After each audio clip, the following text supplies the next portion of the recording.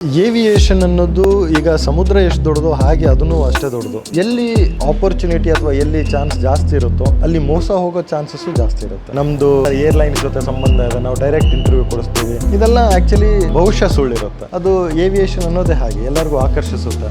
ಕೆಲವೊಬ್ರು ಇನ್ಸ್ಟಿಟ್ಯೂಟ್ಗಳು ಅವರು ಖಾಸಗಿ ದುಡ್ಡಿನ ಆಸೆಗೋಸ್ಕರ ಮಕ್ಕಳದ್ದು ಭವಿಷ್ಯ ಜೊತೆ ಒಂದೊಂದ್ಸರಿ ಅವರು ಸುಳ್ಳು ಹೇಳ್ಬಿಡ್ತಾರೆ. ಕಂಪ್ಲೀಟ್ ಆಗಿ ಟ್ರೈನಿಂಗ್ ತಗೊಂತಾರೆ, ಎಲ್ಲ ಸರಿ, ಆದ್ರೆ ಸರ್ಟಿಫಿಕೇಟ್ ಅವರು ಗೌರ್ಮೆಂಟ್ ಇಶ್ಯೂ ಮಾಡಲ್ಲ. ಅವಾಗ ಅವರು ಸರ್ಟಿಫಿಕೇಟ್ ಅವ್ರದ್ದು ಪ್ರೈವೇಟ್ ಕೊಟ್ಬಿಡ್ತಾರೋ ಆ ಸರ್ಟಿಫಿಕೇಟ್ಗೆ ಏನು ಬೆಲೆ ಇರುತ್ತೆ. ಪ್ರಗತಿ ಇನ್ಸ್ಟಿಟ್ಯೂಷನ್ ಈಗ ರೀಸೆಂಟಾಗಿ ನಮ್ಮ ಜೊತೆ ಕೊಲಾಬ್ರೇಟ್ ಆಗಿದೆ. ನಾವು ಅವ್ರಿಗೆ ನಮ್ಮ ಹತ್ರ ಇರೋ ಎಲ್ಲ ಜಾಬ್ ರೋಲ್ಸ್ನ ಕೊಡ್ತಾ ಇದ್ದೀವಿ. ಟ್ರೈನರು ಸ್ಕಿಲ್ ಇಂಡಿಯಾ ಮಿಷನಲ್ಲಿ ಅವರು ಟ್ರೈನಿಂಗ್ ಮಾಡೋದಕ್ಕೆ ಅವರು ಅರ್ಹರ. ನಿಮ್ಮ ಮಕ್ಕಳಿಗೆ ಎಲ್ಲಿ ಆಸಕ್ತಿ ಇದೆ ಅಲ್ಲಿ ಬೆಳೆಯಕ್ಕೆ ಬಿಟ್ರೇನೆ ಅವ್ರಿಗೆ ಗ್ರೋತ್ ಇದೆ, ಅದರಲ್ಲಿ ಕೆಲಸ ಸಿಗಲ್ಲ ಅಂತ ಈ ಥರದ್ದು ಅಂಥ ಊಹೆಗಳು ಜಾಸ್ತಿ ಬೇಗ ಹರಡ್ಬಿಡುತ್ತೆ. ಇಂಜಿನಿಯರಿಂಗ್ ಗ್ರಾಜ್ಯುಯೇಟ್ಸಿಂದ ಹಿಡ್ಕೊಂಡು 10ನೇ ಕ್ಲಾಸ್ ಹುಡುಗರಿಗೂ ಕೂಡ ಜಾಬ್ಗಳು ಅಲ್ಲಿ ಆಪರ್ಚುನಿಟಿ ಇದ್ದಾವೆ. ನಮಸ್ಕಾರ ವೀಕ್ಷಕರೇ, ವಿಶೇಷ ಕಾರ್ಯಕ್ರಮಕ್ಕೆ ಸ್ವಾಗತ. ನಾನು ಸುಮಿತ್ರಾ.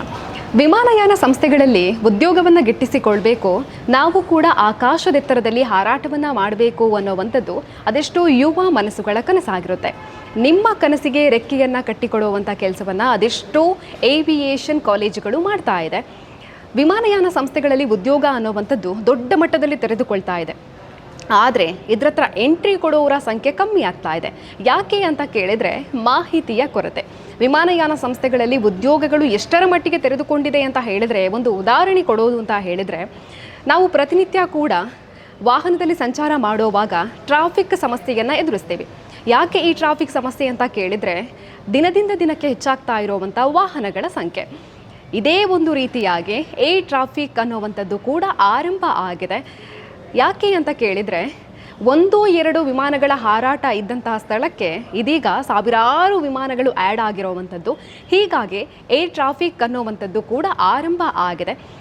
ಏರ್ ಟ್ರಾಫಿಕ್ಕೇ ಇದೆ ಅಂತ ಹೇಳಿದರೆ ಇದರ ಕೆಳಗಿನ ಮಟ್ಟದಲ್ಲಿ ಎಷ್ಟೊಂದು ಉದ್ಯೋಗಗಳು ಇರ್ಬೋದು ಅನ್ನುವಂಥದ್ದು ಪ್ರತಿಯೊಬ್ಬರಿಗೂ ಗೊತ್ತಾಗಿರುತ್ತೆ. ಹಾಗಾಗಿ ಅದೆಷ್ಟೋ ವಿದ್ಯಾಸಂಸ್ಥೆಗಳು ಇದೀಗ ಏವಿಯೇಷನ್ ಎಜುಕೇಷನನ್ನು ಪ್ರಾರಂಭ ಮಾಡಿದೆ. ಉದ್ಯೋಗವನ್ನು ನೀಡುವಂಥ ಕೆಲಸವನ್ನು ಕೂಡ ಮಾಡ್ತಾ ಇರುವಂಥದ್ದು. ನಮ್ಮ ಪುತ್ತೂರಿನ ಮಟ್ಟಿಗೆ ಹೇಳೋದು ಅಂತ ಹೇಳಿದರೆ, Shri Pragati Vistara college for aviation and management ಪ್ರಥಮ ಬಾರಿಗೆ ಏವಿಯೇಷನ್ ಎಜುಕೇಷನನ್ನು ಪರಿಚಯ ಮಾಡಿಕೊಟ್ಟು ಅದೆಷ್ಟೋ ಜನರಿಗೆ ಅನುಕೂಲವಾಗೋ ರೀತಿಯಾಗಿ ಮಾಡಿದೆ. ಇದೀಗ ಈ ವರ್ಷದಲ್ಲಿ ಅದೆಷ್ಟೋ ವಿದ್ಯಾರ್ಥಿಗಳಿಗೆ ಪ್ಲೇಸ್ಮೆಂಟ್ ಕೂಡ ಆಗಿದೆ ಅನ್ನುವಂಥದ್ದು ಸಂತಸದ ವಿಚಾರವಾಗಿರುವಂಥದ್ದು. ಇದೀಗ ವಿಮಾನಯಾನ ಸಂಸ್ಥೆಯ ಬಗೆಗಿನ ಮಾಹಿತಿಯನ್ನು ತಿಳಿಸ್ಕೊಡೋದಕ್ಕೆ ನಮ್ಮ ಜೊತೆಗೆ ವಿಶೇಷವಾಗಿರುವಂಥ ವ್ಯಕ್ತಿ ಇದ್ದಾರೆ. ಇವರು ಬಂಡಲ್ ಆಫ್ ನಾಲೆಜ್ ಇರೋವಂಥವ್ರು, ಮೋಸ್ಟ್ ಇನ್ಸ್ಪೈರಿಂಗ್ ಪರ್ಸನ್ ಅಂತ ಹೇಳಿದರೆ ತಪ್ಪಾಗಲಿಕ್ಕೆಲ್ಲ. Aerospace and aviation sector skill council Bangalore ಇದರ CEO ಆಗಿರುವಂತಹ VP ಸಂಘರಕ್ಷಕ್ ಸರ್ ಇದ್ದಾರೆ. ಬನ್ನಿ ಮಾತಾಡ್ಸೋಣ. ಅವರನ್ನ ಮೊದಲನೇದಾಗಿ ಕಾರ್ಯಕ್ರಮಕ್ಕೆ ಸ್ವಾಗತಿಸೋಣ. ನಮಸ್ತೆ ಸರ್. ನಮಸ್ತೆ. ಹೇಗಿದ್ದೀರಾ ಸರ್? ಚೆನ್ನಾಗಿದ್ದೀವಿ. ನೀವು? ಪುತ್ತೂರಿನ ವೆದರ್ ಹೇಗಿದೆ ಸರ್? ತುಂಬ ಚೆನ್ನಾಗಿದೆ, ಚಳಿಗಾಲದಲ್ಲೂ ಬೆಚ್ಚಗಿದೆ. ಓಕೆ ಸರ್, ಫಸ್ಟ್ ಟೈಮ್ ಬರ್ತಿದ್ದೀರಾ ನಮ್ಮ ಪುತ್ತೂರಿಗೆ? ಬಂದಿದ್ದೀನಿ ಮೊದಲು, ಬಟ್ ಒಂದು 2ನೇ ಸಾರಿ ಅನ್ಕೋಬೋದಿತ್ತು ಅಷ್ಟೇ. Okay sir. ಇವಾಗ ವಿಮಾನಯಾನ ಸಂಸ್ಥೆಯ ಬಗ್ಗೆ ತುಂಬ ಜನರಿಗೆ ಇಂಟ್ರೆಸ್ಟ್ ಇರುತ್ತೆ. ಇದರ ಬಗ್ಗೆ ನಾವು ಇದಕ್ಕಿಂತ ಮುಂಚೆ ಕೂಡ ಕಾರ್ಯಕ್ರಮವನ್ನು ಮಾಡಿದ್ದೇವೆ. ಅದರ ಜೊತೆಗೆ ಇವತ್ತು ನೀವು ನಮ್ಮ ಪುತ್ತೂರಿಗೆ ಬಂದಿರುವಾಗ ನಿಮ್ಮನ್ನು ಮೀಟ್ ಮಾಡಬೇಕು, ಅದರ ಜೊತೆಗೆ ಜನರಿಗೆ ಮಾಹಿತಿಯನ್ನು ಕೊಡಬೇಕು ಅನ್ನುವಂಥ ಉದ್ದೇಶ ಸರ್. ಹಾಗಾಗಿ ಫಸ್ಟ್ ಆಫ್ ಆಲ್ ನಮ್ಮ ಪ್ರಗತಿ ವಿಸ್ತಾರ ಹೇಗಿದೆ ಸರ್ ಅಂತ ಹೇಗೆ ಅನಿಸ್ತು ಅಂತ ನಿಮಗೆ? ಪ್ರಗತಿ ವಿಸ್ತಾರ ಹೆಸರಿಗೆ ತಕ್ಕಂತೆ ಆ್ಯಕ್ಚುಲಿ ಪ್ರಗತಿ ಮಾಡ್ತಾ ಇದೆ. ಪ್ರಗತಿ ಅನ್ನೋದೇ ಎಲ್ಲರನ್ನೂ ಜೊತೆಲಿ ಕೂಡಿ ತೊಗೊಂಡು ಹೋಗೋದು. ಇಲ್ಲಿ ಹೇಗೆ ಇವರು ಮಕ್ಕಳಿಗೆ 2ನೇ ಚಾನ್ಸ್ ಕೊಡ್ತಾ ಇದ್ದಾರೆ, ಅದು ತುಂಬ ಇನ್ಸ್ಪೈರಿಂಗ್ ಇದೆ. ಇದು ನಮ್ಮ ದೇಶದಲ್ಲಿ ಎಲ್ಲ ಕಡೆ ಆಗಬೇಕು. ಈ ಥರ ಮಕ್ಕಳು ಕೆಲವೊಂದು ಕಾರಣದಿಂದ ಅವರು 10ನೇ ಕ್ಲಾಸ್ ಆಗಲಿ 12ನೇ ಕ್ಲಾಸ್ ಆಗಲಿ ಅದರಲ್ಲಿ ಕೆಲವೊಂದು ಸಬ್ಜೆಕ್ಟ್ಗಳು ಉಳ್ಕೊಂಡ್ಬಿಡ್ತವೆ. ಅವ್ರಿಗೆ ಅದರಲ್ಲಿ ಇಂಟ್ರೆಸ್ಟ್ ಅಥವಾ ಆಸಕ್ತಿ ಇರಲ್ಲ, ಜಾಸ್ತಿ ಬಿಟ್ಬಿಡ್ತಾರೆ. ಅಂಥ ಸ್ಟೂಡೆಂಟ್ಸ್ಗಳನ್ನ ಪ್ರಗತಿ ಇನ್ಸ್ಟಿಟ್ಯೂಷನಲ್ಲಿ ಕರ್ಕೊಂಬಂದು ಅವರಿಂದ ಉತ್ತೀರ್ಣ ಮಾಡಿಸೋದು ಅಂತಂದರೆ ಅದೊಂದು ನಿಜವಾಗ್ಲೂ ಶ್ಲಾಘನೀಯ. ಅದು ವೆರಿ ಇನ್ಸ್ಪೈರಿಂಗ್. ಬೇರೆಯವ್ರಿಗೂ ಇದು ಇನ್ಸ್ಪಿರೇಷನ್ ಆಗಬೇಕು. ಮಕ್ಕಳಿಗೆ ಎಜುಕೇಷನ್ಗಿನ್ನ ಬೇರೆ ಇನ್ಯಾವುದೂ ಶಕ್ತಿ ಅಲ್ಲ. ಮಕ್ಕಳು ಮುಂದೆ ಬೆಳಿಬೇಕು ಅಂತಂದರೆ, ನಮ್ಮ ದೇಶ ಬೆಳಿಬೇಕು ಅಂತಂದರೆ ಮಕ್ಕಳು ಎಷ್ಟು ಎಜುಕೇಟೆಡು ಅಷ್ಟೇ ನಮ್ಮ ದೇಶ ಬೆಳೆಯುತ್ತೆ.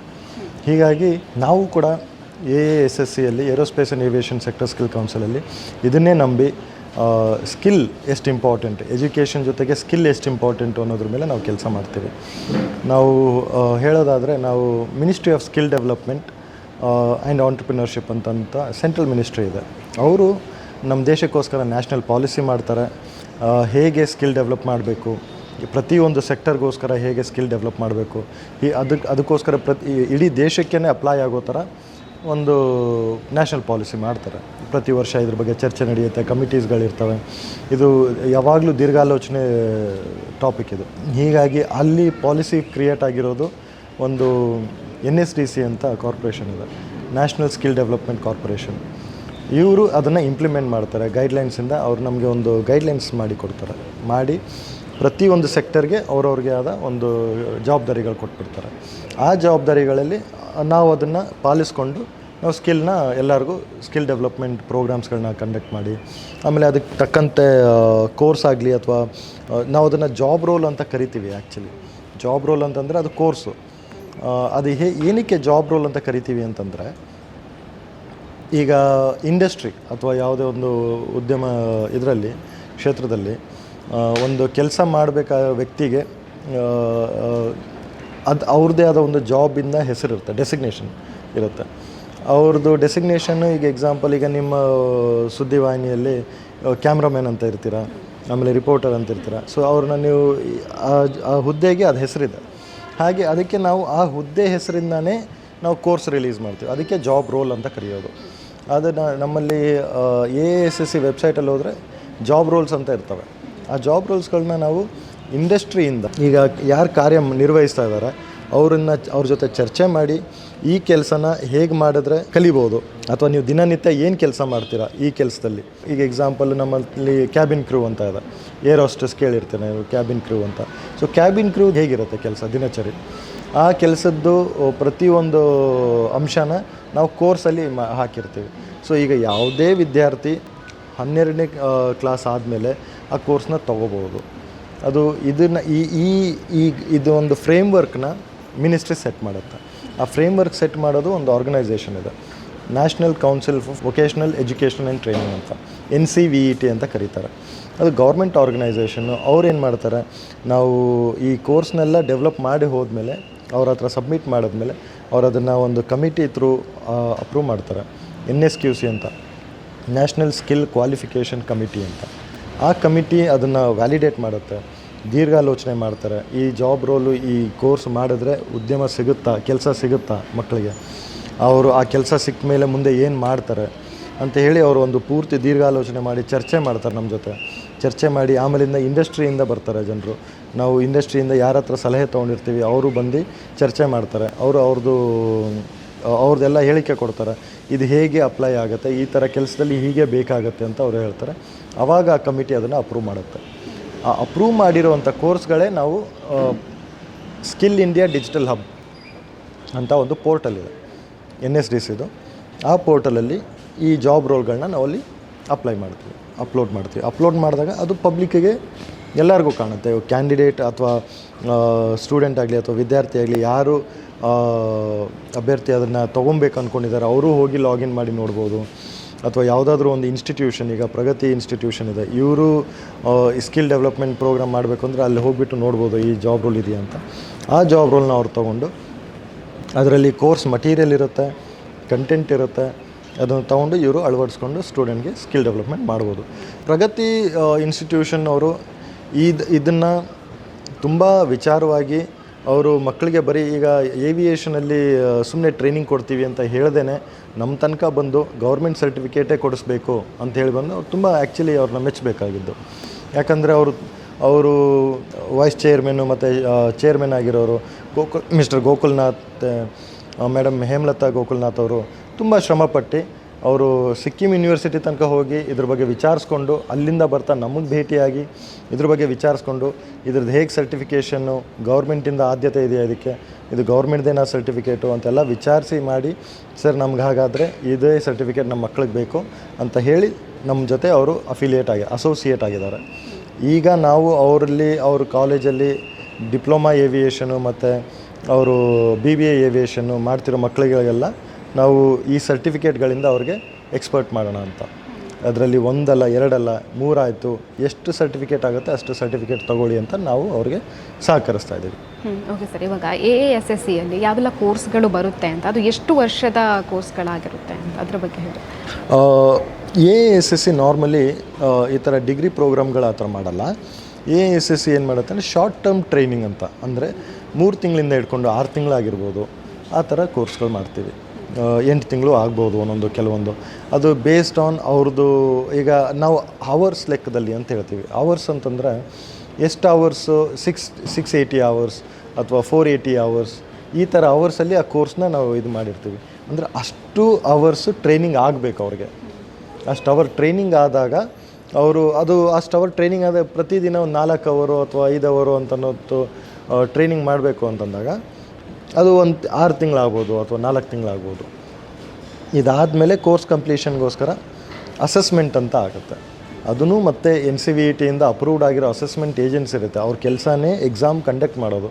ನಿಷ್ಪಕ್ಷವಾಗಿ ಅವ್ರು ಬಂದು ಅವರು ಯಾರ್ದು ಸಲಹೆ ಇಲ್ಲದೇ ಅವರು NCVET ಸಲಹೆಯಲ್ಲಿ ಮಾತ್ರ ಕೆಲಸ ಮಾಡಿ ಎಕ್ಸಾಮ್ಸ್ ಕಂಡಕ್ಟ್ ಮಾಡಿ ಅವ್ರು ನಮಗೆ ರಿಸಲ್ಟ್ ಶೇರ್ ಮಾಡ್ತಾರೆ. ಆವಾಗ ನಾವು ಅವಾರ್ಡಿಂಗ್ ಬಾಡಿ ಆಗಿರೋದ್ರಿಂದ ನಾವು ಸರ್ಟಿಫಿಕೇಟ್ನ ರಿಲೀಸ್ ಮಾಡ್ತೀವಿ. ಈ ಸರ್ಟಿಫಿಕೇಟು ಸ್ಕಿಲ್ ಇಂಡಿಯಾ ಮಿಷನ್ ಅಂಡರಲ್ಲಿ ಬರುತ್ತೆ. ಮಿನಿಸ್ಟ್ರಿದು ಲೋಗೋ ಇರುತ್ತೆ, NSDC ಲೋಗೋ ಇರುತ್ತೆ, NCVET ಲೋಗೋ ಇರುತ್ತೆ. ಈ ಸರ್ಟಿಫಿಕೇಟ್ ತೊಗೊಂಡು ಅಭ್ಯರ್ಥಿಗಳು ಯಾವುದೇ ತಮ್ಮ ಅವ್ರ ಜಾಬ್ ರೋಲ್ ಯಾವ ಜಾಬ್ ರೋಲಲ್ಲಿ ಅವರು ಸರ್ಟಿಫಿಕೇಟ್ ತೊಗೊಂಡಿದ್ದಾರೋ ಆ ಕೆಲಸಕ್ಕೆ ಅವರು ಇಂಡಸ್ಟ್ರಿನಲ್ಲಿ ಅಪ್ಲೈ ಮಾಡ್ಬೋದು. ಇಂಡಸ್ಟ್ರಿನವರು ಈ ಸರ್ಟಿಫಿಕೇಟ್ನ ಗಮನಿಸ್ತಾರೆ. ಯಾಕಂತಂದರೆ ಇದು ಗೌರ್ಮೆಂಟ್ ಇಶ್ಯೂಡ್ ಸರ್ಟಿಫಿಕೇಟ್ ಆಗಿರುತ್ತೆ. AISSನಲ್ಲಿ ಈಗ ಸದ್ಯಕ್ಕೆ 22 ಜಾಬ್ ರೋಲ್ಗಳು ಆ್ಯಕ್ಟಿವ್ ಇದ್ದಾವೆ. ಅವು ಹೇಗೆ ನಾವು ಸಬ್ಸೆಕ್ಟರಲ್ಲಿ ಡಿವೈಡ್ ಮಾಡ್ತೀವಿ. ಏರ್ಪೋರ್ಟ್, ಏರ್ಲೈನ್, ಮತ್ತು ಗ್ರೌಂಡ್ ಸಪೋರ್ಟ್, ಮತ್ತು ಕಾರ್ಗೋ, ಮತ್ತು MRO ಅಂತ. MRO ಅಂದರೆ ಮೇಂಟೆನೆನ್ಸ್, ರಿಪೇರ್ ಆ್ಯಂಡ್ ಓವರ್ ಹಾಲ್. ಈಗ ಪ್ರತಿ ಏರ್ಕ್ರಾಫ್ಟ್ಗೂ ಮೇಂಟೆನೆನ್ಸ್ ಮತ್ತು ರಿಪೇರ್ ಮಾಡಬೇಕು, ಓವರ್ ಹಾಲ್ ಮಾಡಬೇಕಾಗುತ್ತೆ. ಅದರದ್ದೇ ಆದ ಮೇಂಟೆನೆನ್ಸ್ ಕ್ಯಾಲೆಂಡರ್ ಇರುತ್ತೆ, ಅದರದ್ದೇ ಆದ ಒಂದು ರೂಟೀನ್ ಇರುತ್ತೆ. ಅದರಲ್ಲೂ ಜಾಬ್ ರೋಲ್ಸ್ ಇದ್ದಾವೆ. ಮ್ಯಾನುಫ್ಯಾಕ್ಚರಿಂಗೋಸ್ಕರ ಜಾಬ್ ರೋಲ್ಸ್ ಇದ್ದಾವೆ. ಸೊ ITI ಪಾಲಿಟೆಕ್ನಿಕ್ಕಿಂದ ಹಿಡ್ಕೊಂಡು ಡಿಪ್ಲೊಮಾ ಮಾಡಿರೋರಿಂದ ಹಿಡ್ಕೊಂಡು 10ನೇ ಕ್ಲಾಸ್ ಓದಿರೋರು ಅಥವಾ 12ನೇ ಕ್ಲಾಸ್ ಓದಿರೋರ್ಗೂ, ಡಿಗ್ರಿ ಮಾಡಿರೋರ್ಗೂ ಸಹ ನಮ್ಮ ಹತ್ರ ಜಾಬ್ ರೋಲ್ಗಳಿದ್ದಾವೆ. ಓಕೆ ಸರ್, ಇವಾಗ ವಿಮಾನಯಾನ ಸಂಸ್ಥೆ ಅಂತ ಹೇಳಿದಾಗ ಪ್ರತಿಯೊಬ್ಬರು ಮಾತಾಡ್ತೀವಿ ನಾವು, ಬಟ್ ಅದಾದರೆ ಎಂಟ್ರಿ ಆಗಬೇಕು ಅಂತ ಹೇಳಿದರೆ ಎಬ್ಬೋ ಕಷ್ಟ ಇರ್ಬೋದು, ಆ ಥರದೊಂದು ಭಯ ಇರುತ್ತೆ ಸರ್. ಬಟ್ ಇವಾಗ ಎಷ್ಟು ಡಿಮಾಂಡ್ ಇದೆ ಅನ್ನೋವಂಥದ್ದು? ಡಿಮ್ಯಾಂಡ್ ತುಂಬ ಇದೆ. ಇಂಡಿಯಾದು ನಮ್ಮ ಭಾರತ ದೇಶದ್ದು ಬೆಳವಣಿಗೆ ತುಂಬ ಚೆನ್ನಾಗಿದೆ ಈ ಇಂಡಸ್ಟ್ರಿನಲ್ಲಿ. ಯಾಕಂದರೆ ನಾವು ಈಗ ಬೆಳೀತಾ ಇರೋ ದೇಶ, ನಾವು ತುಂಬ ದಿವಸದಿಂದ ಬೆಳೀತಾನೆ ಇದ್ದೀವಿ. ಈಗ ಒಂದು ಥರಕ್ಕೆ ಬಂದು ನಿಂತಿದ್ದೀವಿ. ಈಗ ನಮ್ಮ ಜನರಿಗೆ ಸೌಲಭ್ಯಗಳು ಬೇಕು, ನಮ್ಮ ಜನರಿಗೆ ಆದಷ್ಟು ಏರ್ ಟ್ರಾವೆಲ್ ಸೌಲಭ್ಯಗಳು ಬೇಕು. ನಮ್ಮ ದೇಶ ತುಂಬ ದೊಡ್ಡದಾಗಿದೆ, ತುಂಬ ರಾಜ್ಯಗಳಿದ್ದಾವೆ. ಒಂದು ಸಿಟಿಯಿಂದ ಇನ್ನೊಂದು ಸಿಟಿ ಕನೆಕ್ಟ್ ಮಾಡಬೇಕು. ಹೀಗಾಗಿಯೇ ನಮ್ಮ ಗೌರ್ಮೆಂಟ್ ಆಫ್ ಇಂಡಿಯಾದಲ್ಲಿ ಉಡಾನ್ ಸ್ಕೀಮ್ ಬಂದಿದೆ, ಪ್ರತಿ ಸಿಟಿಗಳಿಗೂ ಕನೆಕ್ಟ್ ಮಾಡಬೇಕು ಅಂತ. ಈಗ ನೋಡಿ ನೀವು, ಒಂದು ಟೈರ್ 2, ಟೈರ್ 3 ಸಿಟಿ ಅಂತ ಎಲ್ಲ ಸಿಟಿಗಳಲ್ಲೂ ಏರ್ಪೋರ್ಟ್ಗಳು ಬಂದಿದ್ದಾವೆ. ಆಲ್ಮೋಸ್ಟ್ ಎಲ್ಲ ಸಿಟಿನಲ್ಲೂ ಏರ್ಪೋರ್ಟ್ಗಳು ಫಂಕ್ಷನಲ್ ಆಗ್ತಾಯಿದೆ. ಅದಲ್ಲಿ ಸ್ಟಾಫ್ ಬೇಕು, ಅದರಲ್ಲಿ ಸ್ಕಿಲ್ಡ್ ವರ್ಕ್ ಫೋರ್ಸ್ ಬೇಕು. ಸೊ ಸ್ಕೋಪ್ ತುಂಬ ಇದೆ. ಅಭ್ಯರ್ಥಿಗಳು ಹೇಗೆ ಸೇರಬೇಕು ಅನ್ನೋದು, ಸೇರೋದು ಅದಕ್ಕೊಂದು ದಾರಿ ಇದೆ. ಬಟ್ ಹೇಗೆ ಸೇರಬೇಕು ಅಂತಂದರೆ ತುಂಬ ಚಾನ್ಸ್ ಇದೆ, ಜಾಬ್ ಆಪರ್ಚುನಿಟೀಸ್ ತುಂಬ ಇದೆ. ಆದರೆ ಅವರು ಅದಕ್ಕೆ ಹೇಗೆ ತಯಾರಿ ಮಾಡಬೇಕು ಅನ್ನೋದು ಅವ್ರಿಗೆ ತಿಳುವಳಿಕೆ ಇರಬೇಕು. ಈಗ ಎಲ್ಲಿ ಆಪರ್ಚುನಿಟಿ ಅಥವಾ ಎಲ್ಲಿ ಚಾನ್ಸ್ ಜಾಸ್ತಿ ಇರುತ್ತೋ ಅಲ್ಲಿ ಮೋಸ ಹೋಗೋ ಚಾನ್ಸಸ್ಸು ಜಾಸ್ತಿ ಇರುತ್ತೆ. ಹೀಗಾಗಿ ಅಭ್ಯರ್ಥಿಗಳು ಏನು ಎಚ್ಚೆತ್ಕೋಬೇಕು ಅಂತಂದರೆ, ಕೆಲವೊಂದು ಇನ್ಸ್ಟಿಟ್ಯೂಷನ್ಗಳಿರ್ತವೆ, ಅವ್ರು ಸುಳ್ಳು ಹೇಳ್ತಾರೆ. ಕೆಲವೊಂದು ಇನ್ಸ್ಟಿಟ್ಯೂಷನ್ ಹೇಳ್ತಾರೆ, ನಾವು ಆ ಥರ ಸರ್ಟಿಫಿಕೇಟ್ ಕೊಡ್ತೀವಿ, ನಾವು ಈ ಥರ ಸರ್ಟಿಫಿಕೇಟ್ ಕೊಡ್ತೀವಿ, ನಮ್ಮದು ಈ ಥರ ಏರ್ಲೈನ್ಸ್ ಜೊತೆ ಸಂಬಂಧ ಇದೆ, ನಾವು ಡೈರೆಕ್ಟ್ ಇಂಟರ್ವ್ಯೂ ಕೊಡಿಸ್ತೀವಿ. ಇದೆಲ್ಲ ಆ್ಯಕ್ಚುಲಿ ಬಹುಶಃ ಸುಳ್ಳಿರುತ್ತೆ. ಮಕ್ಕಳಿಗೆ ಅವ್ರಿಗೆ ಆಸಕ್ತಿ ಇರುತ್ತೆ, ಆಸೆ ಇರುತ್ತೆ, ಏರ್ಲೈನ್ಸಲ್ಲಿ ಸೇರಬೇಕು ಅಥವಾ ಏವಿಯೇಷನ್ ಇಂಡಸ್ಟ್ರಿಯಲ್ಲಿ ಬರಬೇಕು ಅನ್ನೋದು ಒಂದು ಆಸೆ ಇರುತ್ತೆ. ಎಲ್ಲರಿಗೂ ನಾವು ಚಿಕ್ಕ ವಯಸ್ಸಲ್ಲಿ ನಾವು ಏರೋಪ್ಲೇನ್ ನೋಡಿದ ತಕ್ಷಣ ಎಲ್ಲರೂ ಆಕಾಶ ತಿರುಗಿ ನೋಡ್ತೀವಿ. ಅದು ಈ ದೊಡ್ಡವರಿರಲಿ ಚಿಕ್ಕವರಿರಲಿ, ಅದು ಏವಿಯೇಷನ್ ಅನ್ನೋದೇ ಹಾಗೆ ಎಲ್ಲರಿಗೂ ಆಕರ್ಷಿಸುತ್ತೆ. ಆದರೆ ಇದನ್ನು ಕೆಲವೊಬ್ಬರು ಇನ್ಸ್ಟಿಟ್ಯೂಟ್ಗಳು ಅವರು ಖಾಸಗಿ ಇದಕ್ಕೋಸ್ಕರ, ದುಡ್ಡಿನ ಆಸೆಗೋಸ್ಕರ ಮಕ್ಕಳದ್ದು ಭವಿಷ್ಯ ಜೊತೆ ಒಂದೊಂದು ಸರಿ ಅವರು ಸುಳ್ಳು ಹೇಳ್ಬಿಡ್ತಾರೆ. ಅವರು ಈ ಥರ ಟೈರ್ 2 ಸಿಟಿಗೆ ಅಥವಾ ಟೈರ್ 3 ಸಿಟಿಗೆ ಹೋಗ್ತಾರೆ. ಅಲ್ಲಿ ಹೋಗ್ಬಿಟ್ಟು ನೀವು ಏವಿಯೇಷನ್ಗೋಸ್ಕರನೇ ಮಾಡಿರೋ ಥರ ಇದ್ದಾರೆ, ನೀವು ಪರ್ಫೆಕ್ಟ್ ಇದ್ದೀರಾ ಅಂತೆಲ್ಲ ಹೇಳ್ತಾರೆ. ಎಲ್ಲ ಸುಳ್ಳು ಅಂತ ಹೇಳೋದಕ್ಕಾಗಿಲ್ಲ. ಹೌದು, ಮಕ್ಕಳು ಇರ್ತಾರೆ, ಅವ್ರ ಕೆಪಾಸಿಟಿ ಇರುತ್ತೆ, ಅವರು ನೋಡೋದಕ್ಕೆ ಚೆನ್ನಾಗಿರ್ತಾರೆ, ಅವರು ಡ್ರೆಸ್ಡ್ ಅಪ್ ಆಗಿರ್ತಾರೆ, ಡಿಸಿಪ್ಲಿನ್ಡ್ ಇರ್ತಾರೆ, ಅವರೆಲ್ಲ ಸರಿ. ಅವ್ರಿಗೆ ನೀವು ಆ ಥರ ಸ್ವೀಟ್ ಟಾಕ್ಸಲ್ಲಿ ಹೇಳಿ ನೀವು ಅದಾದಮೇಲೆ ಏನೂ ಫೀಸ್ ಕೊಡೋಲ್ಲ, ಏನೂ ಫೀಸ್ ಕಟ್ಟೋದು ಬೇಕಾಗಿರಲ್ಲ, ನೀವು ಬರೀ ಹೆಸರು ಕೊಡಿ ಅಂತ ಹೇಳಿ ಆಮೇಲಿಂದ ಅವ್ರಿಗೆ ಕಂಪ್ಲೀಟಾಗಿ ಟ್ರೈನಿಂಗ್ ತೊಗೊಳ್ತಾರೆ. ಅದೆಲ್ಲ ಸರಿ. ಆದರೆ ಸರ್ಟಿಫಿಕೇಟ್ ಅವರು ಗೌರ್ಮೆಂಟ್ದು ಇಶ್ಯೂ ಮಾಡಲ್ಲ. AASSC ಸರ್ಟಿಫಿಕೇಟ್ ಇಶ್ಯೂ ಮಾಡಲ್ಲ. ಯಾವಾಗ ಅವರು ಸರ್ಟಿಫಿಕೇಟ್ ಅವ್ರದ್ದು ಪ್ರೈವೇಟ್ ಕೊಟ್ಬಿಡ್ತಾರೋ ಆ ಸರ್ಟಿಫಿಕೇಟ್ಗೆ ಏನು ಬೆಲೆ ಇರುತ್ತೆ? ಆ ಸರ್ಟಿಫಿಕೇಟ್ಗೆ ಬೆಲೆ ಇರಲ್ಲ. ಇಂಡಸ್ಟ್ರಿನಲ್ಲಿ ಅವರು ಹೋದಾಗ ಇಂಡಸ್ಟ್ರಿಯವರು ಅದನ್ನು ಗುರುತಿಡಿದೆ, ಯಾಕಂದರೆ ಗೌರ್ಮೆಂಟ್ ಸರ್ಟಿಫಿಕೇಟ್ ಅಲ್ಲ ಅದು. ಹೀಗಾಗಿ ಹುಡುಗರು ಎಚ್ಚೆತ್ಕೋಬೇಕಾಗಿರೋದೇನೆಂದರೆ, ಅಭ್ಯರ್ಥಿಗಳು ಯಾವ ಇನ್ಸ್ಟಿಟ್ಯೂಷನ್ ಸೇರ್ತಿದ್ದಾರೆ, ಆ institution AASSC aerospace and aviation sector skill council ಜೊತೆ ಅಸೋಸಿಯೇಟೆಡ್ ಇದೆಯಾ ಇಲ್ವಾ ಅಂತ ಚೆಕ್ ಮಾಡ್ಕೊಬೇಕು. ಒಂದು, ಅವರು ಡೈರೆಕ್ಟಾಗಿ ನಮ್ಮ ಲೋಗೋನಲ್ಲಿ ನಮ್ಮ ವೆಬ್ಸೈಟ್ನಲ್ಲಿ ಬಂದು ನೋಡ್ಬೋದು ಆ ಇನ್ಸ್ಟಿಟ್ಯೂಷನ್ ಹೆಸರು ಇದೆಯಾ ಇಲ್ವಾ, ಅಲ್ಲಿ ಅವರು ಅಫಿಲಿಯೇಟೆಡ್ ಆಗಿದ್ದಾರಾ ಇಲ್ವಾ. ಆಮೇಲೆ ಅವ್ರ ಸರ್ಟಿಫಿಕೇಟ್ ಏನು ಕೊಡ್ತಿದ್ದಾರೆ ಅದರಲ್ಲಿ NSDC, NCVET, AASSC, ministry of skill development, skill India mission ಈ ಥರ ಲೋಗೋ ಇದೆಯಾ ಇಲ್ವಾ, ಇದೆಲ್ಲ ನೋಡಿ ಆಮೇಲೆ ಸೇರ್ಕೊಬೇಕು. ಒಂದು ಸರಿ ಸೇರ್ಕೊಂಡಾದಮೇಲೆ ಅವರು ಇದರಲ್ಲಿ ಏವಿಯೇಷನ್ ಇಂಡಸ್ಟ್ರಿ ಎಂಥದ್ದು ಅಂತಂದರೆ, ಇದರಲ್ಲಿ ಸ್ಕಿಲ್ ತುಂಬ ಇಂಪಾರ್ಟೆಂಟು. ಸಾಫ್ಟ್ ಸ್ಕಿಲ್ಲಿಂದ ಹಿಡ್ಕೊಂಡು, ಗ್ರೂಮಿಂಗ್ ಸ್ಕಿಲ್ಲಿಂದ ಹಿಡ್ಕೊಂಡು, ತನ್ನ ಕಸ್ಟಮರ್ ಸರ್ವಿಸ್ ಸ್ಕಿಲ್ಲಿಂದ ಹಿಡ್ಕೊಂಡು ಇದೆಲ್ಲ ತುಂಬ ಇಂಪಾರ್ಟೆಂಟ್. ಆವಾಗ ಒಂದೊಂದಾಗಿ ಅವರು ಮನಸಾರೆ ಕಲಿಬೇಕು. ಇದರಲ್ಲಿ ಹೇಗೆ ಅಂತಂದರೆ, ಇದನ್ನು ಯಾರು ಹೇಳ್ಕೊಡೋದಕ್ಕಾಗಲ್ಲ, ಅವರು ಒಳಗಡೆಯಿಂದ ಕಲಿಬೇಕು, ಆಸಕ್ತಿಯಿಂದ ಕಲಿಬೇಕು. ಒಂದು ಮಾಡ್ಯೂಲ್ ನಾವು ಡೆವಲಪ್ ಮಾಡಿಕೊಟ್ಟಿರೋದು ಒಂದು ಕರಿಕ್ಯುಲಮ್ನ ಒಬ್ಬರು ಟ್ರೈನರ್ ಹೇಳ್ಕೊಡ್ಬೋದು ಅವ್ರಿಗೆ, ಆದರೆ ಅದನ್ನು ಅಳವಡಿಸಿ ಅವರು ಪ್ರಾಕ್ಟೀಸ್ ಮಾಡೋದು ಅದು ಅಭ್ಯರ್ಥಿಯಲ್ಲಿರುತ್ತೆ. ಮೋಸ್ಟ್ಲಿ ಏನಾಗುತ್ತೆ ಅಂತಂದರೆ, ಕೆಲವೊಂದು ಎಲ್ಲ ಇನ್ಸ್ಟಿಟ್ಯೂಷನ್ ಮೇಲೂ ಹೇಳೋಕ್ಕಾಗಲ್ಲ. ಈಗ ಕೆಲವೊಂದು ಇನ್ಸ್ಟಿಟ್ಯೂಷನ್ ನಿಜವಾಗ್ಲೂ ಪ್ರಯತ್ನ ಪಡ್ತಾರೆ, ನಿಜವಾಗ್ಲೂ ತುಂಬಾ ಎಫರ್ಟ್ ಹಾಕಿ ಹೇಳ್ಕೊಡ್ತಾರೆ, ಆದರೆ ಸ್ಟೂಡೆಂಟ್ಸ್ಗಳು ಆ ಟೈಮಲ್ಲಿ ಆಸಕ್ತಿ ತೋರಿಸಲ್ಲ. ಮುಗ್ದಾದ್ಮೇಲೆ ಸರ್ಟಿಫಿಕೇಟ್ ನನಗೆ ಜಾಬ್ ಸಿಕ್ಕಿಲ್ಲ ಅಂತ ಹೇಳ್ತಾರೆ. ನೀವು ಆ್ಯಕ್ಚುಲಾಗಿ ಸ್ಕಿಲ್ ಕಲ್ತ್ಕೊಂಡು ನೀವು ಕರೆಕ್ಟಾಗಿ ಇಂಟರ್ವ್ಯೂನಲ್ಲಿ ಪರ್ಫಾರ್ಮ್ ಮಾಡಿದ್ರೆ ಜಾಬ್ ಎಲ್ಲರಿಗೂ ಇದೆ, ಖಂಡಿತ ಇದೆ.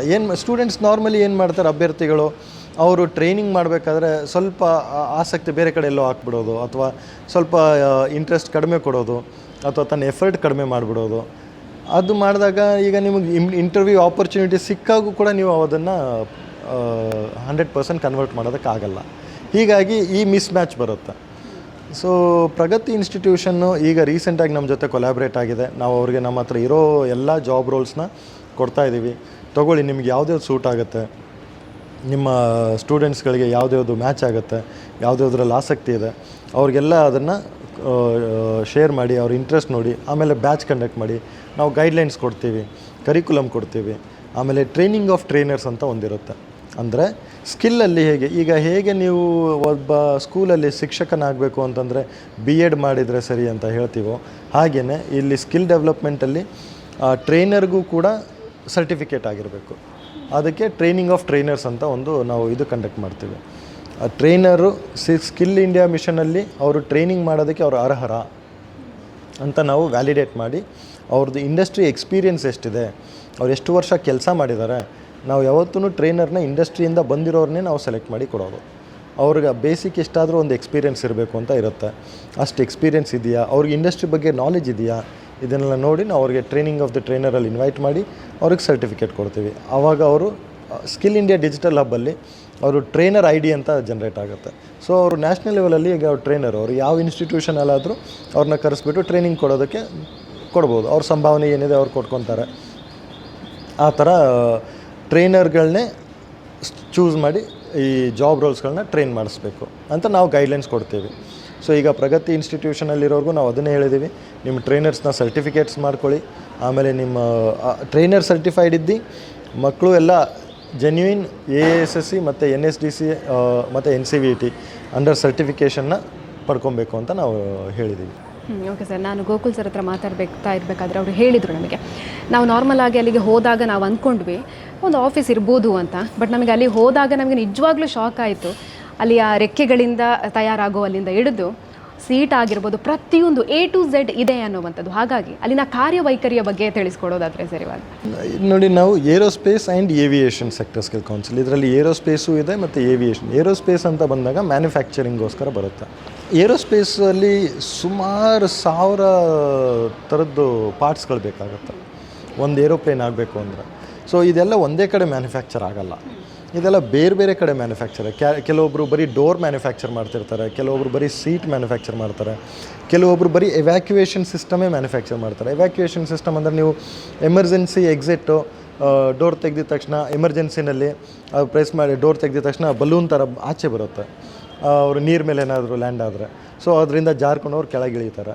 ಹೀಗೆ ಆ ಥರದ್ದೆಲ್ಲ ಮ್ಯಾನುಫ್ಯಾಕ್ಚರ್ ಮಾಡಿ ಅದು ಕ್ವಾಲಿಟಿ ಯಾಕೆ ಏರೋಸ್ಪೇಸಲ್ಲಿ ಇಷ್ಟೊಂದು ಚಾಲೆಂಜ್ ಇರುತ್ತೆ ಅಂದರೆ ಕ್ವಾಲಿಟಿ ಈಸ್ ಮೋಸ್ಟ್ ಇಂಪಾರ್ಟೆಂಟ್. ಅಲ್ಲಿ ಕೆಲವೊಂದು ಚಿಕ್ಕ ತಪ್ಪು ಕೂಡ ಯಾರ್ದೋ ಒಂದು ಜೀವ ತೊಗೊಂಡ್ಬಿಡ್ಬೋದು, ಒಬ್ಬರು ಜೀವ ಅಲ್ಲ, ಇದು ಸುಮಾರು 100 ಜನ ಇರ್ತಾರೆ ಒಂದು ಏರ್ಕ್ರಾಫ್ಟಲ್ಲಿ. ಹೀಗಾಗಿ ಕ್ವಾಲಿಟಿಗೆ ತುಂಬ ಆದ್ಯತೆ ಇರುತ್ತೆ. ಈಗ ಗೋಕುಲ್ನಾಥ್ ಸರ್ ಬಂದಿದ್ದು, ನಾವು ಡೈನಮ್ಯಾಟಿಕ್ ಅಂತ ಒಂದು ಕಂಪ್ನಿ ಇದೆ, ಅವರು ಪ್ರಿಮೈಸಸ್ಸಲ್ಲಿ ನಾವಿದ್ದೀವಿ. ಆ ಪ್ರಿಮೈಸಸ್ಸಲ್ಲಿ ಅವರು ಮ್ಯಾನುಫ್ಯಾಕ್ಚರಿಂಗ್ ಯೂನಿಟ್ಟು, ಅವರು ಮ್ಯಾನುಫ್ಯಾಕ್ಚರಿಂಗ್ ಮಾಡ್ತಾರೆ. ಅವರು ಬರ್ತಾ ನೋಡಿದ್ದಾರೆ ಹೇಗೆ ನಡೆಯುತ್ತೆ ಮ್ಯಾನುಫ್ಯಾಕ್ಚರಿಂಗ್ ಅಂತ.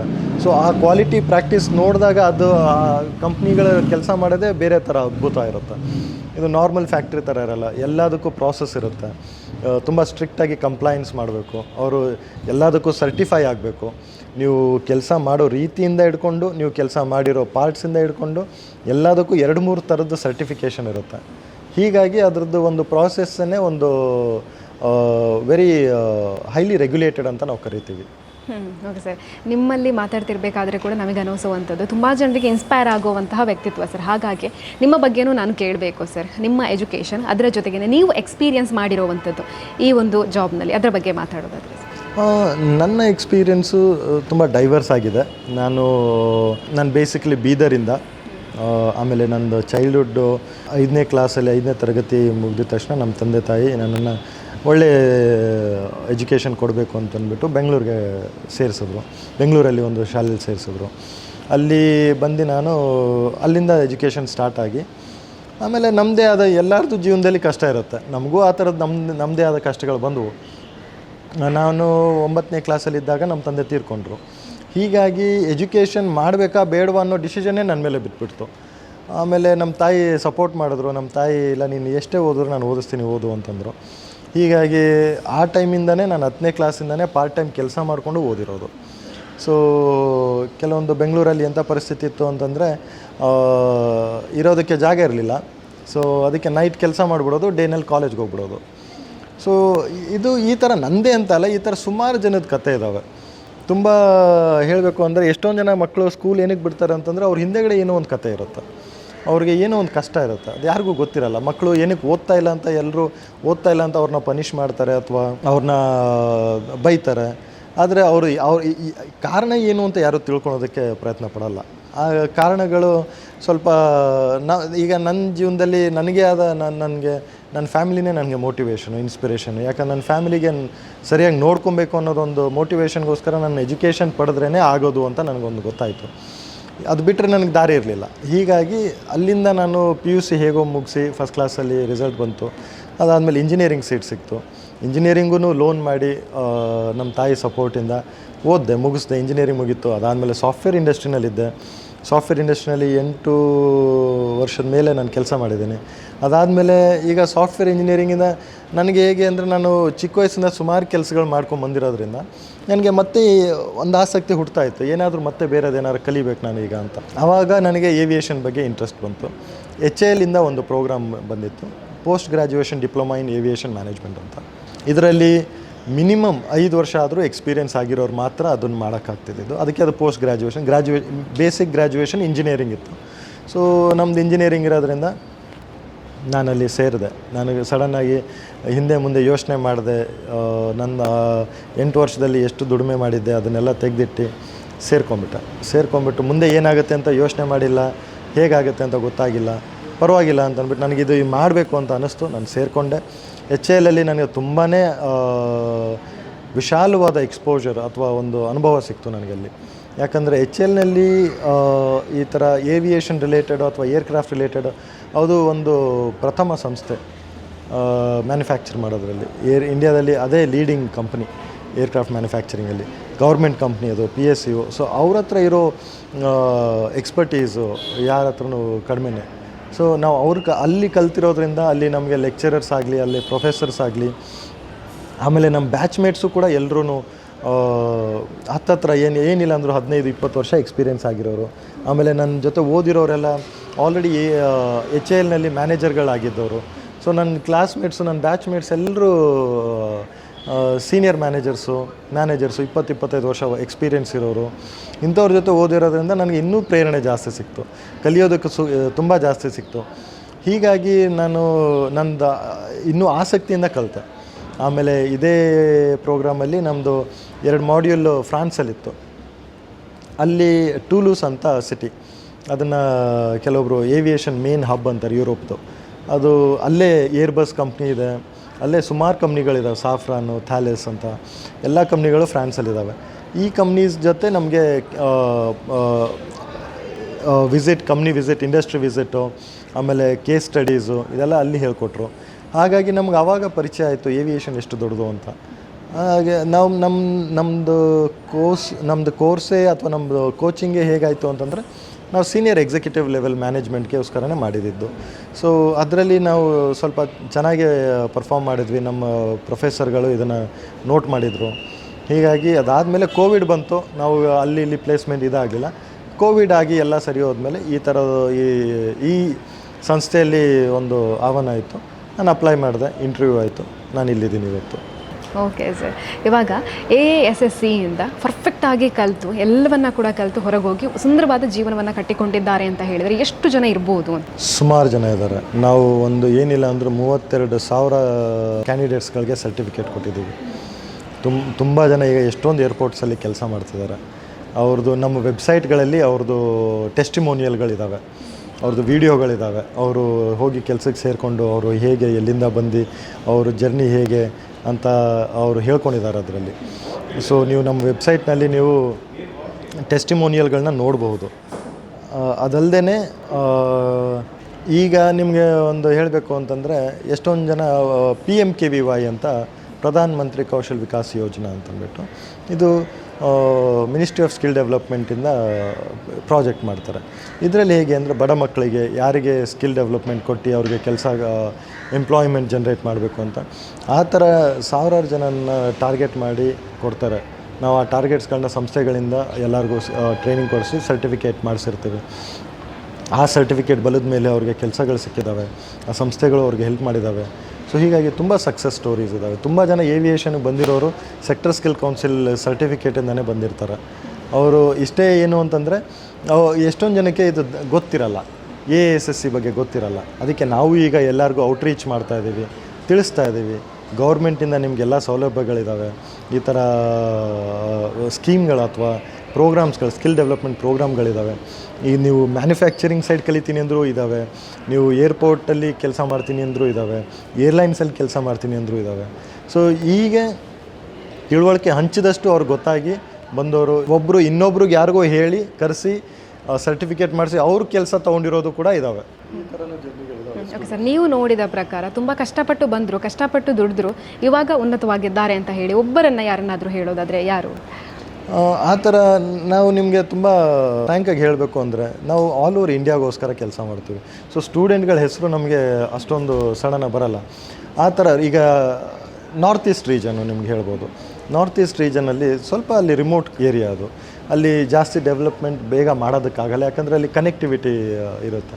ಅಲ್ಲಿಂದ ಸುಮಾರು ಜನ ನಮ್ಮದು ಈ ಥರ PMKVY ಆ ಥರ ಗೌರ್ಮೆಂಟ್ ಸ್ಕೀಮಿಂದ ಬ್ಯಾಚಲ್ಲಿ ನಮ್ಮಲ್ಲಿ ಒಬ್ಬರು ಸ್ಟೂಡೆಂಟ್ ಅಂತ ಹೇಳೋದಕ್ಕಿಂತ ನಮ್ಮಲ್ಲಿ 100 ಜನ 1000 ಜನ ಸ್ಟೂಡೆಂಟ್ಸ್ ಬರ್ತಾರೆ ಆ್ಯಕ್ಚುಲಿ. ಸೊ ಆ ಪ್ರಾಜೆಕ್ಟ್ಗಳಲ್ಲಿ ಒಂದು ಪ್ರಾಜೆಕ್ಟಲ್ಲಿ 1,000 ಜನ, 2,000 ಜನ, 3,000 ಜನ ಈ ಥರ ಬರ್ತಾರೆ. ಸೊ ನಾರ್ತ್ ಈಸ್ಟಿಂದ ತುಂಬ ಜನ ನೀವು ಈಗ ಏವಿಯೇಷನ್ ಇಂಡಸ್ಟ್ರಿನಲ್ಲಿ ನೋಡ್ತಾ ಇದ್ದೀರಾ. ಅದಕ್ಕೆಲ್ಲ ಒಂದು ಸಪೋರ್ಟ್ ಅಂದರೆ AASSC. ಅವ್ರಿಗೆ ನಾವು ಸರ್ಟಿಫಿಕೇಟ್ ಪ್ರೋಗ್ರಾಮ್ಸ್ ಈ ಥರ ನಾವು skill development initiative north East ತನಕ ಮುಟ್ಸಿದ್ದೀವಿ. ಅಲ್ಲಿ ಕೆಲವೊಂದು ನಮ್ಮದು ಟ್ರೈನಿಂಗ್ ಪಾರ್ಟ್ನರ್ಸ್ ಇದ್ದಾರೆ, ಅವ್ರ ಪ್ರಾಜೆಕ್ಟ್ಸ್ಗಳು ತೊಗೊತಾರೆ, ಅವ್ರಿಗೆ ಪ್ಲೇಸ್ ಮಾಡ್ತಾರೆ. ಈಗ ಇಂಡಿಗೋನಲ್ಲಿ ಕೆಲಸ ಮಾಡ್ತಿದ್ದಾರೆ, ಎಷ್ಟೊಂದು ಟಾಟಾ ಏರ್ ಇಂಡಿಯಾದಲ್ಲಿ ಕೆಲಸ ಮಾಡ್ತಿದ್ದಾರೆ. ಆಮೇಲೆ ಏರ್ ಇಂಡಿಯಾ ಸ್ಯಾಟ್ಸ್ ಅಂತ ಒಂದು ಕಂಪ್ನಿ ಇದೆ, ಅದರಲ್ಲೂ ಕೆಲಸ ಮಾಡ್ತಿದ್ದಾರೆ. ಸೊ ತುಂಬ ಜನ ಆ ಥರ ಇದ್ದಾರೆ. 1-2 ವ್ಯಕ್ತಿ ಅಂತ ಹೇಳೋದಕ್ಕೆ ಅಥವಾ ಹೆಸರು ಹೇಳೋದಕ್ಕೆ ನಮ್ಮಲ್ಲಿ ಬ್ಯಾಚೆಲ್ಲ ಆಗುತ್ತೆ. 100 ಜನ ಇರ್ತಾರೆ, 1000 ಜನ ಇರುತ್ತೆ. ನಮ್ಮ ಸರ್ಟಿಫಿಕೇಟ್ ಎಲ್ಲರಿಗೂ ಸೇರಿರುತ್ತೆ. ಸೊ ಅದರಿಂದ ಎಷ್ಟೊಂದು ಜನದ ಜೀವನ ಚೇಂಜ್ ಆಗಿದೆ. ವಿಮಾನಯಾನ ಸಂಸ್ಥೆ ಅನ್ನುವಂಥ ದೊಡ್ಡ ಮಟ್ಟದಲ್ಲಿ ಡೆವಲಪ್ ಆಗ್ತಾ ಇದೆ, ಆದರೆ ಗ್ರಾಮೀಣ ಭಾಗದಿಂದ ಬರುವಂಥ ಜನಗಳ ಸಂಖ್ಯೆ ಕಮ್ಮಿ ಆಗ್ತಾ ಇದೆ. ಯಾಕೆ ಅಂತ ಕೇಳಿದ್ರೆ ಮಾಹಿತಿಯ ಕೊರತೆ ಅನ್ನುವಂಥದ್ದು ಮುಖ್ಯವಾಗಿದೆ ಸರ್. ಹಾಗಾಗಿ ಮಕ್ಕಳಿಗೆ ಇಂಟ್ರೆಸ್ಟ್ ಇರುತ್ತೆ, ಬಟ್ ಪೇರೆಂಟ್ಸ್ ಹೇಳ್ತಾರೆ ಬೇಡ ಅನ್ನುವಂಥದ್ದು, ಅವ್ರಿಗೊಂದು ಭಯ ಇರುತ್ತೆ ಸರ್. ಅಂತಹ ಪೇರೆಂಟ್ಸ್ಗಳಿಗೆ ಏನು ಹೇಳ್ತೀರಾ? ಈಗ ನಾನು ಏನು ಹೇಳ್ಬೋದು ಅಂತಂದರೆ, ನಾನು ಈಗ ಇಲ್ಲಿ ಅಫಿಷಿಯೇಟಿಂಗ್ CEO. ಅಂದರೆ ನಾನು ಆ್ಯಕ್ಚುಲಿ ನನ್ನ ಪೊಸಿಷನ್ ಬಂದುಬಿಟ್ಟು ಹೆಡ್ ಆಫ್ ಆಪ್ರೇಷನ್ಸು. ಅದರಲ್ಲಿ ಈಗ ನಮ್ಮ ಕಂಪ್ನಿನಲ್ಲಿ CEO ಪೊಸಿಷನ್ಗೆ ಹೈರಿಂಗ್ ಮಾಡ್ತಾ ಇದ್ದಾರೆ.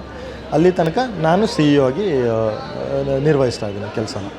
ಸೊ ಈಗ ನಾನು ಈ ಪೊಸಿಷನಿಂದ ನಾನು ಏನು ಹೇಳಬಲ್ಲೆ ಅಂದರೆ ಪೇರೆಂಟ್ಸ್ಗಳಿಗೆ, ನಿಮ್ಮ ಮಕ್ಕಳಿಗೆ ಎಲ್ಲಿ ಆಸಕ್ತಿ ಇದೆ ಅಲ್ಲಿ ಬೆಳೆಯೋಕ್ಕೆ ಬಿಟ್ರೇ ಅವ್ರಿಗೆ ಗ್ರೋತ್ ಇದೆ. ನೀವು ಅವರ ಆಸಕ್ತಿ ಇಲ್ದಿರೋ ಜಾಗದಲ್ಲಿ ನೀವು ಅವ್ರನ್ನ ಫೋರ್ಸ್ ಮಾಡಿದರೆ ಒಂದಿಲ್ಲ ಒಂದು ದಿವಸ ಅವರು ಆ ಜಾಗ ಆ ಕೆಲಸ ಬಿಡಬೇಕಂತ ಮನಸ್ಸು ಬರುತ್ತೆ, ಅಥವಾ ಓದೋದ್ರಲ್ಲಿ ಅವರು ಪೂರ್ತಿ ಅವ್ರದ್ದು ಪಾಸಿಟಿವ್ ಇಂಟ್ರೆಸ್ಟ್ ತೋರಿಸಲ್ಲ, ರಿಸಲ್ಟ್ ಬರಲ್ಲ. ಸೊ ಇಂಥ ಚಾನ್ಸಸ್ ಜಾಸ್ತಿ ಇರುತ್ತೆ. ಈಗ ನೀವು ಬರೀ ಡಿಗ್ರಿಯಿಂದನೇ ನೀವು ನಿಮ್ಮ ಮಕ್ಕಳನ್ನ ನೀವು ಗೇಜ್ ಮಾಡೋದಕ್ಕಿಂತ ಅವ್ರಿಗೆ ಇಂಟ್ರೆಸ್ಟ್ ಇದ್ದು ಸರ್ಟಿಫಿಕೇಟ್ ಮಾಡಿ ಅಲ್ಲಿ ಅವ್ರ ಕರಿಯರಲ್ಲಿ ಬೆಳಿಬೋದು ಅವರು. ಈ ಥರ ಗೌರ್ಮೆಂಟ್ ತುಂಬ ಸರ್ಟಿಫಿಕೇಟ್ಸ್ಗಳಿದ್ದಾವೆ ನಮ್ಮಲ್ಲಿ. ಲೆವೆಲ್ 1ಇಂದ ಹಿಡ್ಕೊಂಡು ಲೆವೆಲ್ 10, ಲೆವೆಲ್ 8 ತನಕ, ಅಂದರೆ ಮ್ಯಾನೇಜ್ಮೆಂಟ್ ಲೆವೆಲ್ ತನಕನೂ ಕೋರ್ಸ್ಗಳಿದ್ದಾವೆ ಗೌರ್ಮೆಂಟ್ ಸರ್ಟಿಫೈಡು. ಈ ಕೋರ್ಸ್ಗಳು ಹೇಗೆ ಅಂದರೆ ಈಗ ಲೆವೆಲ್ 4 ಅಂದರೆ executive level, customer service executive ಅಂತೀವಲ್ಲ, ಎಕ್ಸಿಕ್ಯೂಟಿವ್ ಲೆವೆಲ್ಲು.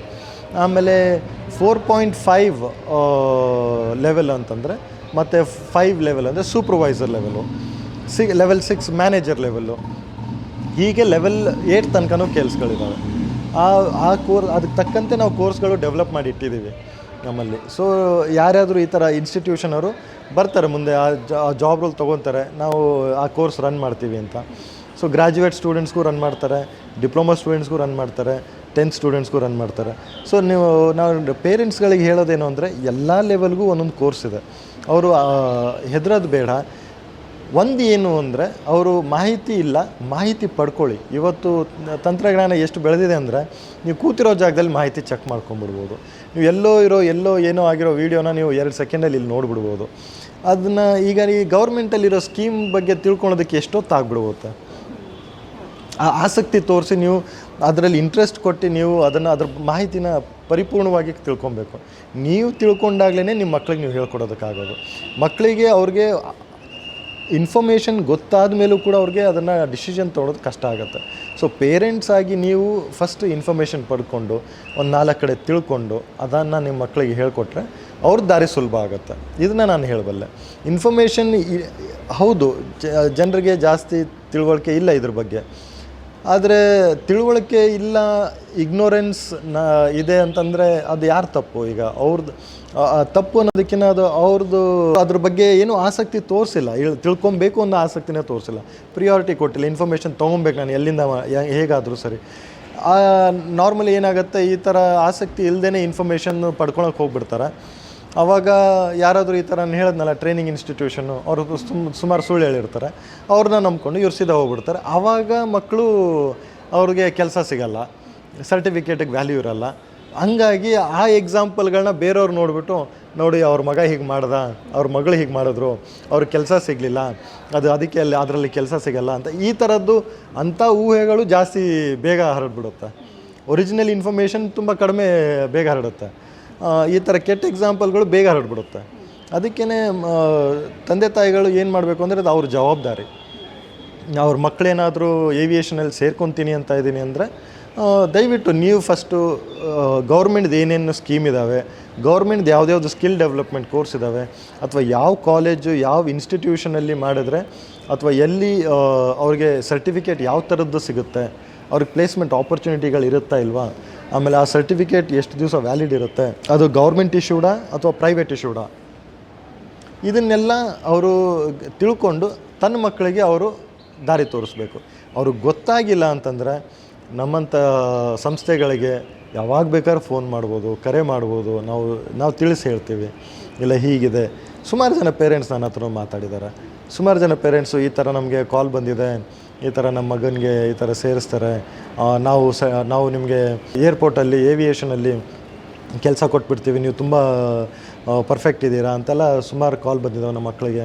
ನಾವು ಅವಾಗ ಟ್ರೈನಿಂಗ್ ಇನ್ಸ್ಟಿಟ್ಯೂಷನ್ ಬಗ್ಗೆ ಡೀಟೇಲ್ ಕೇಳ್ತೀವಿ. ಆ ಟ್ರೈನಿಂಗ್ ಇನ್ಸ್ಟಿಟ್ಯೂಷನ್ನು ನಮ್ಮಲ್ಲಿ ಅಸೋಸಿಯೇಟ್ ಆಗಿದೆಯಾ ಇಲ್ವಾ ಅಂತ ನೋಡ್ತೀವಿ. ಅಸೋಸಿಯೇಟ್ ಆಗಿಲ್ಲ ಅಂದರೆ ನಾವು ಹೇಳಿಬಿಡ್ತೀವಿ, ಟ್ರೈನಿಂಗ್ ಇನ್ಸ್ಟಿಟ್ಯೂಷನ್ ಅಸೋಸಿಯೇಟ್ ಆಗಿಲ್ಲ, ಅವ್ರ ಸರ್ಟಿಫಿಕೇಟ್ ಎಲ್ಲಿಂದ ಕೊಡ್ತಿದ್ದಾರೆ ಅಂತ ಚೆಕ್ ಮಾಡಿ, ಅದು NCVT NSDC ಒರಿಜಿನೇಟೆಡ್ ಸರ್ಟಿಫಿಕೇಟಾ ಇಲ್ವಾ ಅಂತ ನೋಡಿ ಅಂತ ಎಲ್ಲ ಗೈಡೆನ್ಸ್ ಕೊಟ್ಟು ಅವ್ರಿಗೆ ನಾವು ಎಚ್ಚೆತ್ತಿಸ್ತೀವಿ.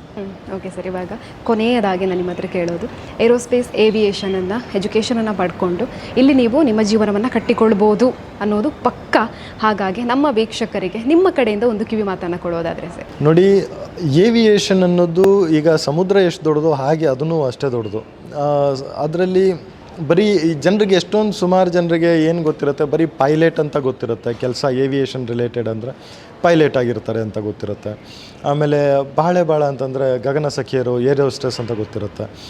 ಇದಕ್ಕೂ ಮೀರಿ ಅಲ್ಲಿ ನೂರಾರು ಹುದ್ದೆಗಳಿದ್ದಾವೆ. ಏರ್ಪೋರ್ಟ್ ಮ್ಯಾನೇಜ್ಮೆಂಟಲ್ಲಿ, ಏರ್ಪೋರ್ಟಲ್ಲೇ ಸುಮಾರು ಹುದ್ದೆಗಳಿದ್ದಾವೆ. ಆಮೇಲೆ ಏರ್ಲೈನ್ಸ್ಗಳಲ್ಲೇ ಸುಮಾರು ಹುದ್ದೆಗಳಿದ್ದಾವೆ. ಏರ್ಪೋರ್ಟಲ್ಲಿ ಮತ್ತು ಗ್ರೌಂಡ್ ಸಪೋರ್ಟ್ ಅಂತಲೇ ಒಂದು ಸುಮಾರು ಹುದ್ದೆಗಳಿದ್ದಾವೆ. ಇವೆಲ್ಲ ಒಂದೊಂದು ಡೊಮೇನ್ಗಳು. MRO ಅಂತಿದೆ, maintenance, repair and over howling ಅಂತ. ಅದಲ್ಲದೆ ಇನ್ನೂ ಟೆಕ್ನಿಕಲ್ ರೈಟರ್ಸು, ಈ ಥರ ಸುಮಾರು ಇಂಜಿನಿಯರಿಂಗ್ ಗ್ರ್ಯಾಜುಯೇಟ್ಸಿಂದ ಹಿಡ್ಕೊಂಡು 10ನೇ ಕ್ಲಾಸ್ ಹುಡುಗರಿಗೂ ಕೂಡ ಜಾಬ್ಗಳು ಅಲ್ಲಿ ಆಪರ್ಚುನಿಟಿ ಇದ್ದಾವೆ. ಅದಕ್ಕೆ ತಕ್ಕಂಥ ಕೋರ್ಸ್ಗಳು ಮಾಡಬೇಕು, ಅದಕ್ಕೆ ತಕ್ಕಂಥ ಸರ್ಟಿಫಿಕೇಟ್ಗಳು ಮಾಡಬೇಕು. ಈ ಸರ್ಟಿಫಿಕೇಟಿಗೆ ಬೆಲೆ ಇದೆಯಾ ಅಲ್ವೋ ಅಂತ ಚೆಕ್ ಮಾಡಬೇಕು. ಗೌರ್ಮೆಂಟ್ ಇಶ್ಯೂಡ್ ಸರ್ಟಿಫಿಕೇಟ್ ಆಗಿದ್ದರೆ ಅದಕ್ಕೆ ಖಂಡಿತ ಬೆಲೆ ಇದೆ. NCVT, NSDC, ministry of skill development ಮತ್ತು ASSC ಈ ಲೋಗೋಗಳನ್ನ ನೋಡಬೇಕು. ASSC ಲೋಗೋ ಇಲ್ಲ ಅಂತಂದರೆ ಅದು ಏವಿಯೇಷನ್ ಸೆಕ್ಟರ್ ಸ್ಕಿಲ್ ಕೌನ್ಸಿಲಿಂದ ಬಂದಿಲ್ಲ ಅಂತ ಅರ್ಥ. ಹೀಗಾಗಿ ನೀವು ಅದನ್ನೆಲ್ಲ ತಿಳ್ಕೊಂಡು ನೀವು ಯಾವುದೇ ಕೋರ್ಸ್ ಮಾಡಿದ್ರೆ ನಿಮಗೆ ಸಮುದ್ರ ಎಷ್ಟು ದೊಡ್ಡದಿದೆಯೋ ಅಷ್ಟೇ ಆಕಾಶನೂ ಅಷ್ಟೇ ದೊಡ್ಡದಿದೆ ಅಂತ ಇನ್ನೂ ಜಾಸ್ತಿನೇ ದೊಡ್ಡದಿದೆ. ತುಂಬ ಆಪರ್ಚುನಿಟೀಸ್ ಓಪನ್ ಇದೆ. ಭಾರತದಲ್ಲಿ ಏವಿಯೇಷನ್ ತುಂಬ ವಿಪರೀತ ಬೆಳೀತಾ ಇದೆ. ಅದಕ್ಕೆ ಆದಷ್ಟು ಸ್ಕಿಲ್ಡ್ ವರ್ಕ್ಫೋರ್ಸ್ ಬೇಕಾಗಿದ್ದಾರೆ. ನೀವು ಕರೆಕ್ಟ್ ದಾರಿ ಹಿಡಿದು ನಿಮಗೆ ಇಂಟ್ರೆಸ್ಟ್ ಇರೋ, ಆಸಕ್ತಿ ಇರೋ ಒಂದು ಜಾಬ್ನ ನೀವು ಏರ್ ಹೋಸ್ಟೆಸ್ ಆಗಿರ್ಬೋದು, ಪೈಲಟ್ ಕೂಡ ಆಗಿರ್ಬೋದು. ತುಂಬ ಜನ ಪೈಲಟ್ಸ್ ಬೇಕು ನಮಗೆ ಇಂಡಿಯಾದಲ್ಲಿ. ಈಗ ಎಷ್ಟು ಸಾವಿರಾರು ಏರ್ಕ್ರಾಫ್ಟ್ಸ್ಗಳು ಆರ್ಡರ್ ಮಾಡ್ತಿದ್ದಾರೆ ಏರ್ಲೈನ್ಸು. ಏರ್ಪೋರ್ಟ್ಸ್ಗಳು ಓಪನ್ ಆಗ್ತಿದ್ದಾವೆ ಪ್ರತಿ ಸಿಟಿಗಳಲ್ಲಿ. ಸೊ ಇದಕ್ಕೆ ಎಲ್ಲರಿಗೂ ಒಂದು ಅರ್ಹತೆ ಇರೋರು ಅಭ್ಯರ್ಥಿಗಳು ಬೇಕು. ಹೀಗಾಗಿ ನೀವು ಇನ್ಫಾರ್ಮೇಷನ್ ಎಷ್ಟಾಗುತ್ತೆ ನಮ್ಮ ವೆಬ್ಸೈಟಲ್ಲಿ ಪಡಿಬೋದು. AASSC.in ಅಂತ, aerospace and aviation sector skill council. ಇದರಲ್ಲಿ ನೀವು ವೆಬ್ಸೈಟಲ್ಲಿ ಚೆಕ್ ಮಾಡಿ ಏನೇನು ಇನ್ಫಾರ್ಮೇಷನ್, ಯಾವ್ದ್ಯಾವ್ದು ಕೋರ್ಸ್ಗಳಿದ್ದಾವೆ ಅಂತ. ನಿಮಗೆ ಅದಕ್ಕೆ ಮಾಹಿತಿ ಬೇಕಂತಂದರೆ ನಮಗೆ ಕಾಲ್ ಮಾಡಿ, ಕರೆ ಮಾಡಿ. ನಮ್ಮ ಸ್ಟಾಫ್ ಇರ್ತಾರೆ, ನಿಮಗೆ ತಿಳಿಸಿ ಹೇಳ್ತಾರೆ. ಯಾವುದೇ ಎಜುಕೇಷ್ನಲ್ ಇನ್ಸ್ಟಿಟ್ಯೂಷನ್ಸ್ಗಳಿಗೂ ನಾನು ಕೇಳ್ಕೊಳ್ಳೋದೇನು ಅಂದರೆ, ಕೆಲವೊಬ್ಬರು ಟ್ರೈನಿಂಗ್ ಸೆಂಟರ್ ಅಂತ ಹೆಸರಲ್ಲಿ ಬರ್ತಾರೆ.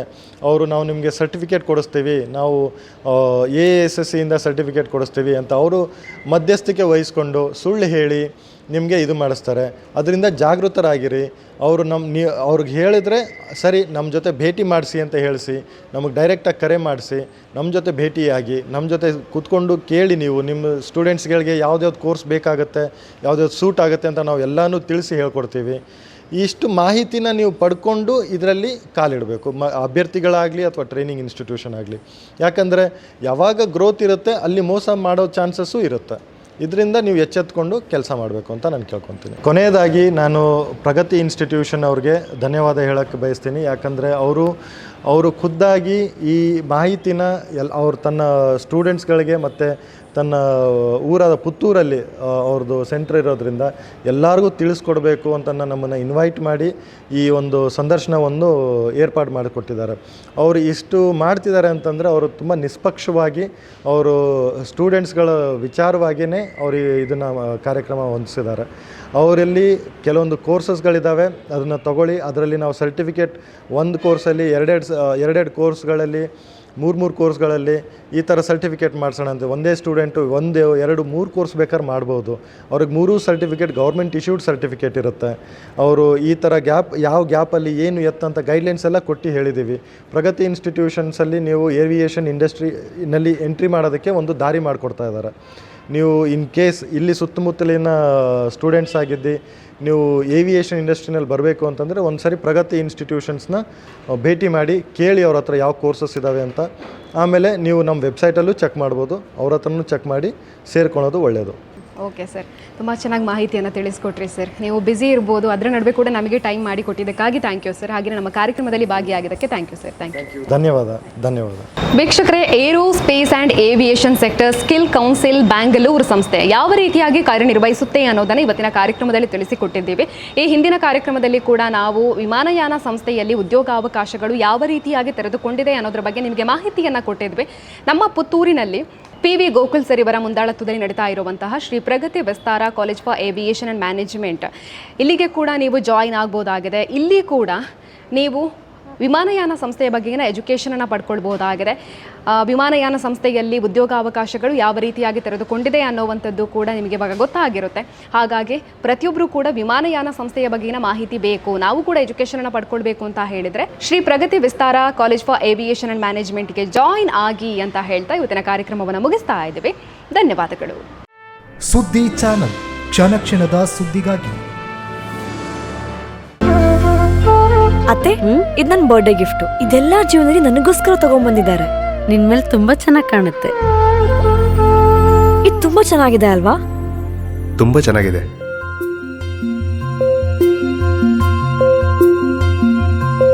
It will look really good on you. Amma? Huh? Mother is always son's first love.